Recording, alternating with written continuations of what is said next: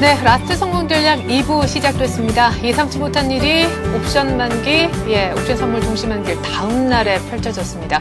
코스피가 결국 장기 추세선이라고 하는 120일 이동평균선을 완전히 깨고 1950선까지 털썩 주저앉았는데요.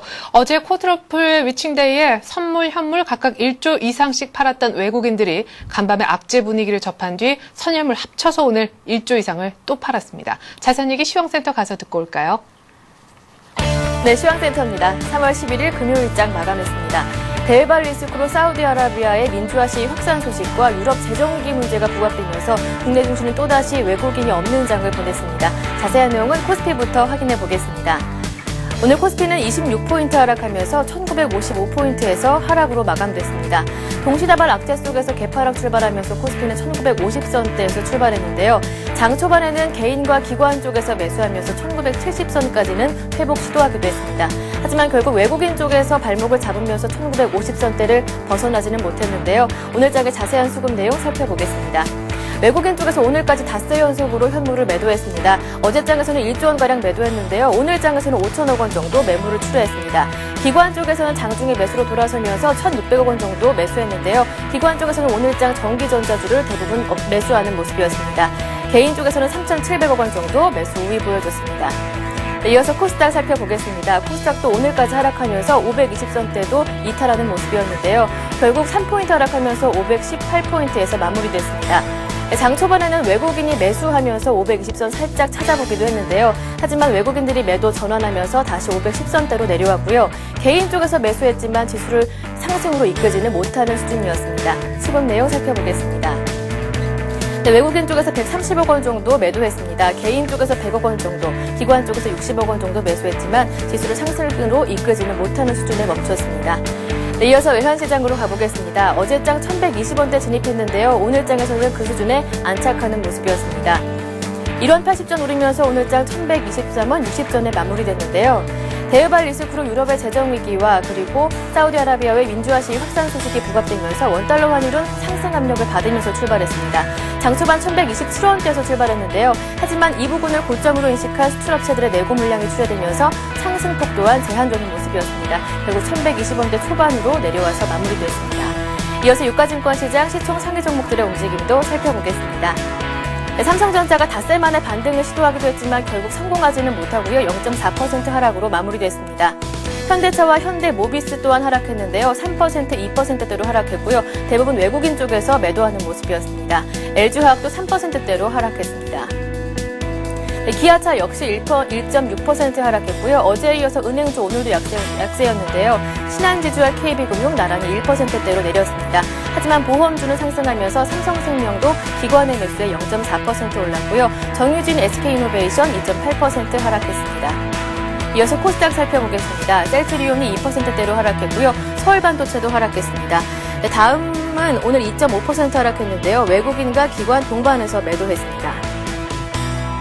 SFA 또한 외국인과 기관이 동반해서 매도하면서 4.6% 하락했고요. 네오이즈게임즈는 기관 쪽에서 매수하면서 강보합권에 머물렀습니다.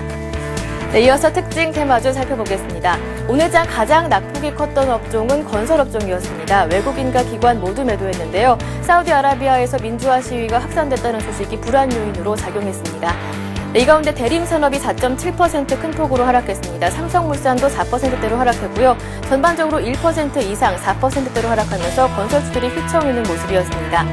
네, 그 다음으로 많이 내렸던 업종은 운수 장비 업종이었는데요. 그 가운데 조선주의 낙폭이 컸습니다. 외국인과 기관 모두 매도하면서 연일 하락 중인데요. 오늘 장에서도 대우조선해양이 큰 폭으로 하락했습니다. 3.9% 정도 하락했고요. 전반적으로는 1% 이상 3% 가까이 내리면서 조선주들이 약한 모습을 보여줬습니다. 자동차주들뿐만 아니라 자동차주들도 안전할 수는 없었는데요. 외국인 쪽에서 매도하면서 현대차 3인방이 모두 내렸습니다. 현대차가 3% 하락했고요. 현대모비스도 2%대로 하락했습니다. 나머지 부품주들도 2% 이상 4%대로 내리면서 흔들리는 모습이었습니다. 네, 뿐만 아니라 정유화학들도 유가 상승을 호재로 받아들이지는 못했습니다. 기관이 매수했지만 외국인 쪽에서 매도하면서 주가 또한 하락했는데요. SK이노베이션이 2.8% 하락했습니다. S-오일과 GS 마찬가지로 하락했고요. 화학주 가운데 LG화학이 3%, KP케미칼이 5%대로 하락하면서 크게 술렁이는 모습이었습니다. 이렇게 대부분의 업종들이 하락하면서 지수가 아래로 내려오자 증권주 또한 힘이 쭉 빠진 모습이었습니다. 대우증권이 2.7% 하락했고요. 삼성증권도 2%대로 내렸습니다. HMC 투자증권도 2%, 한국금융지주가 4% 가까이 하락하면서 증권주 또한 하락했습니다. 하지만 어제장 하락하면서 금리 인상을 호재로 소화해내지 못했던 보험주들은 오늘장 기관 쪽에서 매수하면서 소폭의 반등을 시도했습니다. 삼성생명이 강보합권에서 마무리됐고요. LIG손해보험과 메리츠화재가 2%대로 오르면서 반등에 나서는 모습이었습니다. 네, 지금까지 마감 시황 전해드렸습니다.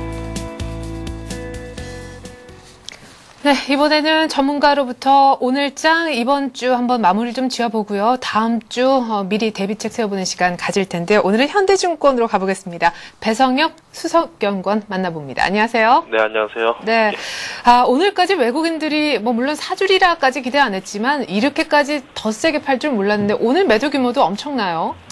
예, 일단은 어제 옵션 만기와 오늘에 걸쳐서 외국인들의 그런 매도 규모가 다소 커지면서 지수의 하락도 다소 빨라지고 있는 상황입니다. 어제 미국 증시가 2%에 가까운 급락세를 보이면서 전반적인 시장의 투자 심리를 약화시키는 상황이고요.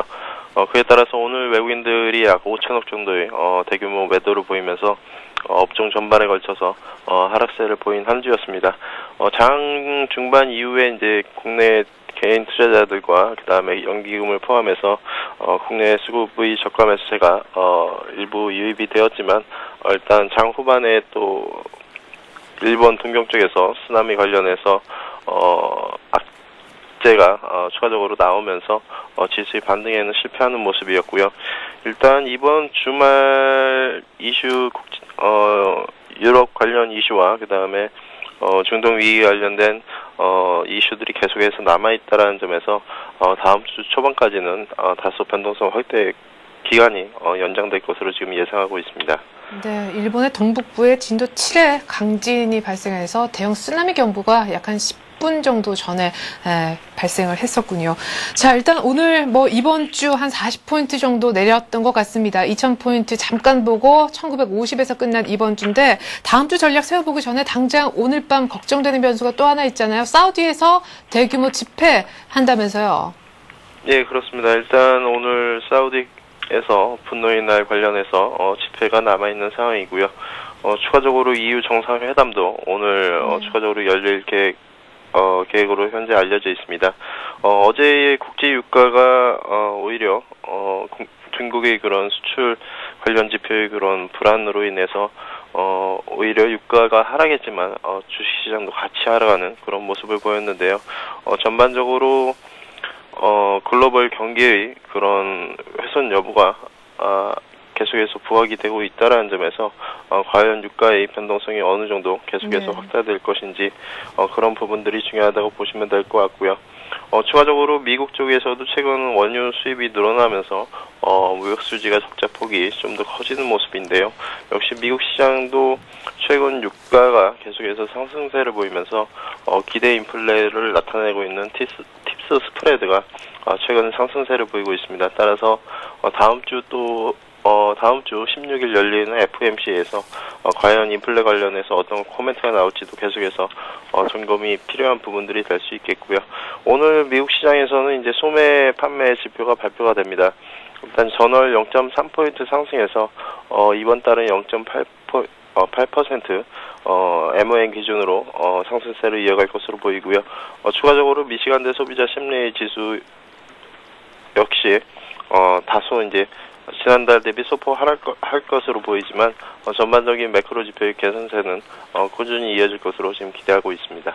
예, 그렇군요. 간밤엔 미국 쪽에도 무역 수지 그리고 고용 지표 안 좋았었는데 이제 매크로라도 조금 살아났으면 좋겠습니다. 일단 다우가 200포인트 이상이나 밀린 날이니까 기술적으로라도 반등이 좀 나오지 않을까 생각이 되네요. 이제 문제 우리 장 다음 주에 어떻게 펼쳐질까? 만약에 사우디에서 어떤 예정이 이미 돼 있는 시위에서 큰 변수가 없는 한 다음 주에 기술적 반등 초반에 볼 수 있겠습니까? 전문가들은 어떻게 예상하고 있어요? 예, 일단 우리가 먼저 예상했었던 그런 중동과 북아프리카 지역에 대한 불안이 다소 장기화되면서 시장의 그런 조정 기간도 점점 길어지고 있는 상황인데요. 아무래도 그러한 부분에 있어서 유가의 흐름이라든가 기업 실적의 훼손 여부가 계속해서 중요한 이슈가 될 것 같습니다. 이번 주 주식시장의 특징은 아무래도 이제 삼성전자를 선두로 해서 IT 섹터의 그런 주가 급락이 아무래도 섹터에 있어서는 가장 큰 특징으로 볼 수가 있겠는데요. 역시 기업 실적의 우려, 훼손 우려가 계속적으로 좀 부각이 되면서 전반적인 투자 심리 위축이 이어질 수 있는 구간이라는 점에서 다음 주까지는 아무래도 좀 더 기관 조정의 양상이 예상되고 있습니다. 따라서 이번 주가의 그런 회복 국면은 이전 V자형 반등과는 달리 다소 이중 바닥을 확인하는 그런 W자형 주가 흐름의 양상이 예상되고요. 아무래도 단기적으로는 지난번 확인되었던 1920포인트에서의 그런 저점 확인 과정이 좀 더 이어질 것으로 지금 전망하고 있습니다. 예, 그렇군요. 자, 주봉상으로도 보니까 2% 빠졌다가 또 2% 급등했다가 이번 주 결국 2% 내주는 뭔가 조금 한동안 쉬어갈 듯한 그런 분위기가 주봉 차트에서는 보여지는 것도 같아요. 아까 이번 주 내내 특징 중에 하나가 IT주가 부진했다는 점이다 이런 얘기를 하셨는데요. IT주 반등은 언제쯤 이루어지겠습니까? 전문가들께 제가 이렇게 여쭤보면은 단기적으로는 좋다, 중장기적으로는 글쎄다 하시는 분도 계시고 단기적으로 반등이 별로다, 중장기적으로 괜찮을게 단기, 중장기 의견이 많이 갈리세요. 예, 일단 아무래도 이제 IT 섹터에 대한 포인트는 지난 4분기 실적 바닥 이후에 1분기에는 실적이 턴어라운드 할 수 있다라는 그런 기대감의 확산이었는데 아무래도 최근 삼성전자 이후에 계속해서 실적 전망치가 하향 조정이 되면서 일단은 이번 1분기 실적에서도 좀 더 숫자를 확인하려는 그런 심리가 강해질 수 있다고 볼 수가 있겠습니다. 따라서 1분기 실적 시즌 내내 일단은 IT 섹터에 대해서는 좀 주가의 반등다운 반등을 기대하기보다는 다소 바닥을 다지는 그런 국면이 좀 더 연장될 것으로 일단은 예상을 해볼 수가 있겠고요. 아무래도 지금 다음 주 이후에는 3월 중순 즉 프리어닝 시즌에 진입하기 때문에 아무래도 실적 전망이 좀 더 유리한 sek터로 접근하시는 것이 아무래도 수익률 제고에 좋을 것 같습니다. 현재 업종 대표주내에서도 기술적인 흐름을 보면 종합지수가 121선을 이탈을 했지만 종목별로 볼 때는 61선 지지나 또는 121선 지지가 이어지고 있는 주도 업종군에 좀 더 주목할 필요가 있어 보이고요. 아무래도 섹터 내에서는 자동차와 화학 그리고 은행과 보험 업종이 좀 더 유리하지 않을까 그렇게 보고 있습니다. 예, 그러면 결국에 조금 더 실적 모멘텀도 있고 견주한 쪽으로 보자 이런 얘기신 거죠? 예, 그렇습니다. 예, 은행, 보험, 자동차, 화학 그리고 업종 내 주도주 중에 61선이나 내지 121선 지지가 되는 종목으로 압축하라는 얘기 들어봤습니다. 현대증권에 있는 배성영 수석연구원의 분석이었습니다. 고맙습니다. 네, 감사합니다.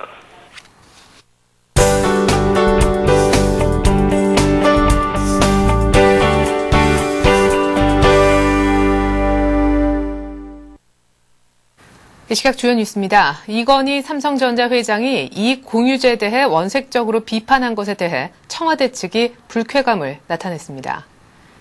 청와대 고위 관계자는 오늘 듣기 거북하지 않느냐면서 이 회장의 발언에 대해 청와대 분위기가 좋지 않다고 말했습니다. 삼성 측은 이처럼 청와대의 싸늘한 반응이 나오자 이 회장의 독특한 화법이 불러온 오해일 뿐이라며 황급히 수습에 나섰습니다. 한편 이 회장은 어제 열린 전경련 회장단 회의에 앞서 기자들에게 이익 공유제가 사회주의 용어인지 공산주의 용어인지 도무지 들어본 적이 없다며 강하게 비판한 바 있습니다. 정부가 지역개발제도에 대한 대대적인 정비에 나섭니다. 국토양부는 각종 개발법에 따른 지자체 백화점식, 마구잡이식 지구지정을 막기 위해 지역계획 지구지정제도를 전면 재정비할 계획이라고 오늘 밝혔습니다. 국토부는 이를 위해 지역균형개발법, 신발전지역 육성법, 해안권 특별법 등 3개 법안을 하나로 통합하는 지역개발 종합지원법 제정을 추진 중이며 최근 관계부처 협의를 마친 상태입니다. 국토부가 관련법 통합을 추진하는 것은 정부와 지자체의 과도한 지역 지구지정으로 계획 권역이 2중, 3중으로 중첩돼 주변의 땅값 상승을 부추기고 불필요한 기대감을 갖게 하는 등 혼란을 초래하고 있기 때문으로 보입니다. 서울 지역의 휘발유 평균 가격이 마침내 리터당 2,000원을 돌파했습니다. 오늘 한국석유공사에 따르면 서울 지역에서 판매되고 있는 보통 휘발유의 평균 가격은 이날 심리적 마지노선인 2,000원을 넘어섰습니다. 이는 3월 첫째 주와 둘째 주에 걸쳐 정유 4개사가 휘발유 공급 가격을 리터당 100원 이상 대폭 인상한 여파가 소매 단계의 판매가 인상으로 이어졌기 때문입니다. 서울 강남과 여의도, 종로 등 주요 지역의 주유소에서는 이미 리터당 2,200원이 넘는 가격에 휘발유가 판매되고 있습니다. 오늘 현재 전국의 평균 휘발유 가격은 1,930원이며 석유업계는 앞으로도 상당 기간 이 같은 상승세가 이어질 것으로 전망하고 있습니다. 정부가 비축한 쌀이 1994년 이후 최대 규모인 150만 톤을 넘어서 문제가 되고 있는 가운데 산지에선 최근 쌀값이 급등하는 이상한 현상이 벌어지고 있습니다. 농림수산식품부에 따르면 산지 쌀값은 80kg당 14만 7천 원으로 지난해에 비해 5%, 수확기에 비해서는 7%나 상승했습니다. 농식품부는 지난해 쌀 수확량이 줄었고 농협이 보유하고 있는 물량의 출하가 지연되는 등 복합적인 문제 때문에 쌀값이 오르고 있다고 분석했습니다. 정부는 이달 6만 1,000톤을 판매하는 것을 시작으로 정부가 보유한 쌀을 단계적으로 매각해 나갈 계획입니다. 네, 이상으로 3월 11일 금요일에 보내드린 라스트 성공 전략 마치겠습니다. 결국에 이번 주 2,000포인트를 만들어 놓았다가 문제 목요일, 금요일 많이 빠지면서 1,950까지 내주고 말았습니다. 1,950선까지 밀린 것이죠. 이번 주 주봉을 보면은 한 40포인트 정도 빠졌었는데요. 잠깐 본 2,000이 굉장히 멀게 느껴지는 한 주가 됐습니다. 이제 다음 주가 기대를 좀 해봐야 될 텐데 당장 체크해야 될 변수는 오늘 밤에 있다고 하는 사우디에서 반정부 시위가 되겠죠. 다음 주 화요일에도요, 포르투갈의 국채 만기 일정이 있다고 하고요. 오늘 밤, 금요일 밤뿐만이 아니라 다음 주 금요일 밤에도 사우디나 중동 쪽에서 또 한 번의 시위가 예정이 돼 있다고 합니다. 다음 주도 쉽진 않겠다 생각이 되는데요. 다음 주 외국인들이 돌아올까요? IT가 힘을 낼 수 있을까요? 많은 변수가 기다리고 있는 다음 주입니다. 저희는 다음 주 개편을 맞아서 훨씬 더 산뜻하고 새로운 모습으로 다시 인사드리겠습니다. 고맙습니다.